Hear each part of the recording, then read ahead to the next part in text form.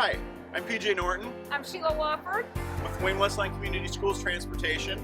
We're doing this video so that everyone knows we are doing everything possible to make sure that everyone is safe and healthy on the bus. We'll be walking you through the process of cleaning and disinfecting the bus.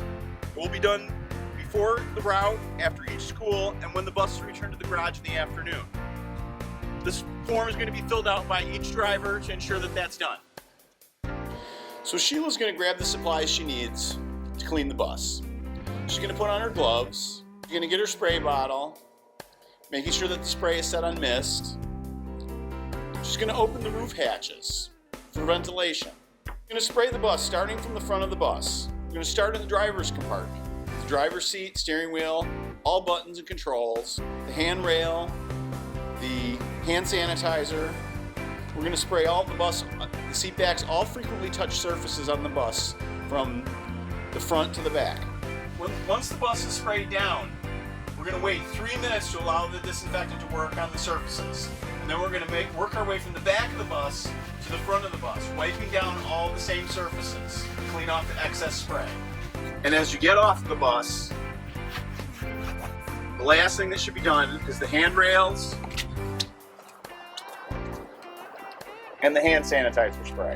And the garbage should be emptied, and the bag should be removed and disposed of at the end of each shift. Make sure you keep all students' belongings separate.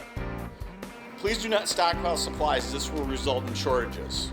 Now, on a wheelchair bus, there's a few extra features that need to be cleaned. The handrail, the doorknob, the lever,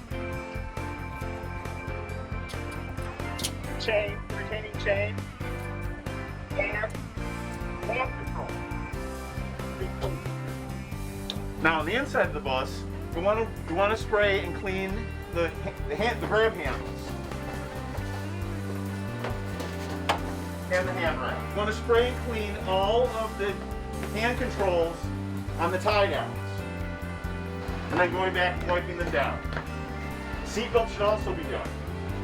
For students that wear a safety vest on the bus, safety vests should be removed from the student when they get to the school or when they return at home at night. And then the vest should be cleaned and sprayed down. All the surfaces that are touched, the buckles, the straps, should all be dried and cleaned and dried. On a bus with car seats, you're going to want to open up the car seat.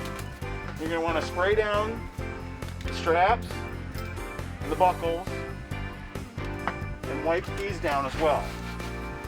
We hope this makes you feel confident and that the buses are safe and clean. Thank you.